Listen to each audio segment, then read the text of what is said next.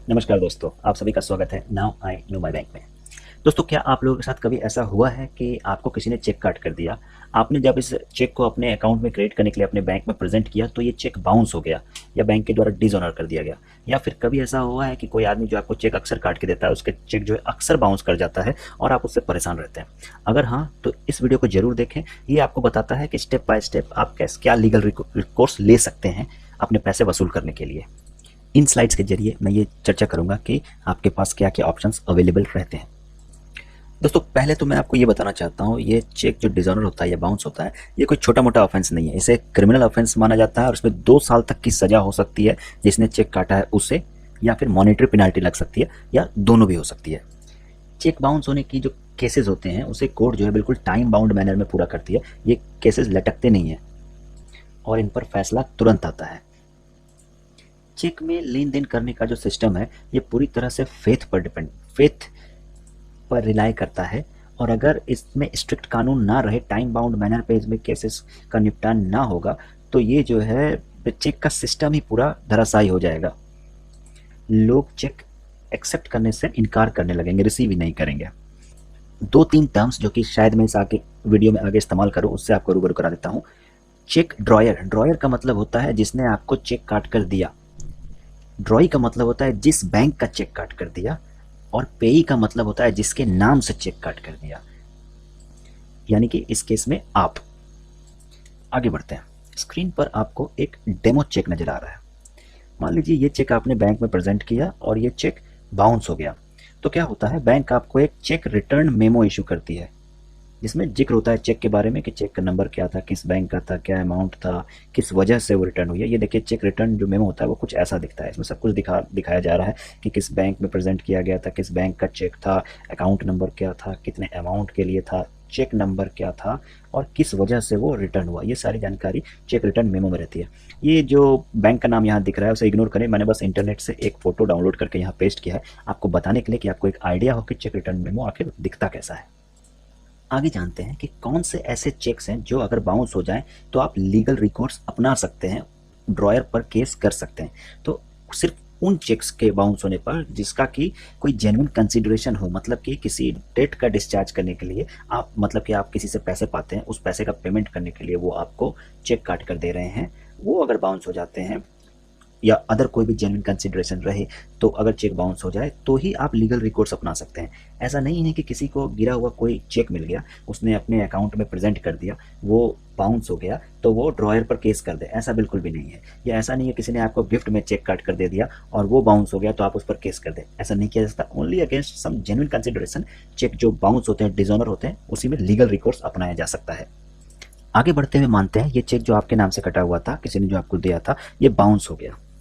अब तो इस चेक पर एक डेट लिखा रहता है, उस डेट से 3 महीने तक ये चेक वैलिड रहता है। अगर तो आपको लगता है कि अगर पैसे इनसफिशिएंट थे, इस वजह से ये रिटर्न हो गया है, तो कुछ दिन के अंदर पैसा आ जाएगा, या शाम में पैसा आ जाए, अगले दिन पैसा आ जाए, 3 महीने के अंदर पैसा आ जाए, तो मैं इसे फिर से प्रेजेंट करूंगा, तो आपको लीगल रिकॉर्ड्स अपनाने की जरूरत नहीं है। बाद में इसे चेक को आप कितनी भी बार चाहें तो 3 महीने के अंदर फिर से प्रेजेंट कर सकते हैं। लेकिन अगर आपको लगता है कि आपको कौन किया गया है, या वो जो आदमी है वो एक फ्रॉड है, उसने आपको झूठ मूठ का एक चेक काट कर दे दिया, इस अकाउंट में कभी पैसे नहीं आएंगे, ना ये कभी आपको पैसे मिलेंगे, तो आप लीगल रिकोर्स अपनाएं। आप अपने बैंक से चेक रिटर्न मेमो मांगे, वो आपको जरूर इशू करेंगे।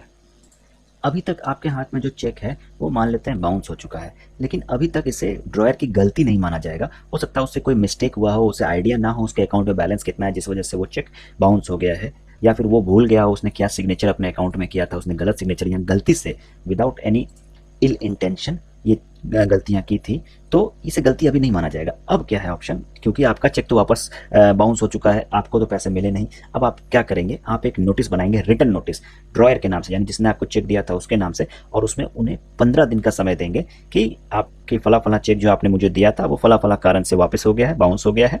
आपको 15 दिन का समय दिया जाता है, मेक गुड दिस अमाउंट, मतलब ये पैसे मुझे अदर वे और दूसरे चेक के जरिए या अपने अकाउंट में फंड अवेलेबल करा करके मुझे इसका भुगतान करें।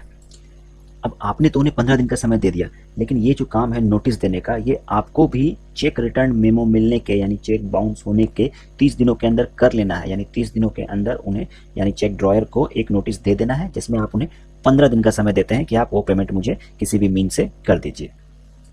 अब अगर 15 दिन पास हो गए उसके बावजूद चेक ड्रॉयर ने आपको पेमेंट नहीं किया, तो अब इसे एक ऑफेंस माना जाएगा और आप अब नेगोशिएबल इंस्ट्रूमेंट एक्ट के सेक्शन 138 के तहत प्रोसीड कर सकते हैं और उसे प्रोसिक्यूट करवा सकते हैं। क्योंकि अब तो वो उसका सीधा सा इंटेंशन दिख रहा है कि नोटिस मिलने के बावजूद उनके आइडिया में आ चुका है कि मेरा चेक बाउंस हो चुका है, मेरे पास पैसे नहीं, तो उसके बावजूद जब उसने पैसे नहीं पेमेंट किए तो अब वो इंटेंशनली ऐसा कर रहा है। अब इसे गलती माना जाएगा। अब आपको नोटिस दिए 15 दिन भी हो गए, उसने आपके नोटिस को इग्नोर भी कर दिया, तो अब नोटिस के जो 15 दिन थे उसे एक्सपायर हो जैसे ही एक्सपायर होते हैं, अब आगे के 30 दिनों के अंदर आपको मजिस्ट्रेट कोर्ट में एक केस फाइल कर देना है। किसी अच्छे से वकील को पकड़ें जो चेक बाउंस के केसेस डील करता हो, क्योंकि आप अपना केस खुद से नहीं लड़ सकते हैं, एक वकील की जरूरत आपको पड़ेगी। जो रिलेवेंट पेपर्स होते हैं यानी कि बाउंस चेक और जो रिटर्न मेमो होता है वो सारा आप कोर्ट में प्रोड्यूस करेंगे, कोर्ट उसे देखेगी, जल्दी ही इस पर फैसला आ जाता है। अगर कोर्ट ये समझती है कि जिस पर आपने केस किया वो गिल्टी है, तो जितने अमाउंट का उन्होंने चेक काट कर आपको दिया था उसका डबल मॉनेटरी पेनाल्टी उन्हें लगाया जाएगा, या 2 साल तक की कैद होगी, या तो फिर दोनों हो जाएगा। 2 साल तक की कैद भी होगी और डबल पैसे भी भरने पड़ सकते हैं उसे। इसके और भी अदर फ्लिप साइड्स हैं, डार्क साइड्स हैं। जैसे अगर आपका कोई फर्म है, आपने फर्म का चेक काट कर दिया है और आपका चेक बाउंस करता है, तो जो आपका सिबिल स्कोर होता है, कमर्शियल सिबिल का जो स्कोर होता है वो घटता चला जाता है। सिबिल भी आपका एक रिकॉर्ड मेंटेन करती है कि आपके चेक अक्सर बाउंस हो जाते हैं, आपकी रेटिंग घटती चली जाती है। साथ ही साथ बैंक के पास राइट होता है कि वो आपके अकाउंट को क्लोज करे क्योंकि आपका चेक रिपीटेडली बाउंस हो रहा है, या फिर बैंक आपकी चेकबुक फैसिलिटी को विड्रॉ कर लेगी, चेक आपको मिलेगा ही नहीं। और अदरवाइज मान लीजिए कि आपने ये चेक काट कर बैंक को ही दिया था किसी लोन के अगेंस्ट में और ये चेक बाउंस हो जाता है और बैंक के पास आपकी कुछ सिक्योरिटी रखी है, तो वो अब उस सिक्योरिटी को बेचकर तोड़कर जैसे भी हो पैसे लेने का अधिकार अपना, यानी कि आपका जो लोन होता है, आपके जो एसेट बैंक में रखे हैं उसे अप्रोप्रिएट कर सकती है, आपके लोन के अगेंस्ट में उसे तोड़कर आपके लोन में डाल सकती है। तो हम ऐसा समझ सकते हैं कि अगर आपका चेक बाउंस होता है तो आप चारों तरफ से गिरने लग जाते हैं और ये एक फाइनेंशियल सुसाइड की तरह है। आप अपना फाइनेंस का जो रिकॉर्ड हिस्ट्री, क्रेडिट है, सिविल है, सब कुछ खराब कर रहे हैं।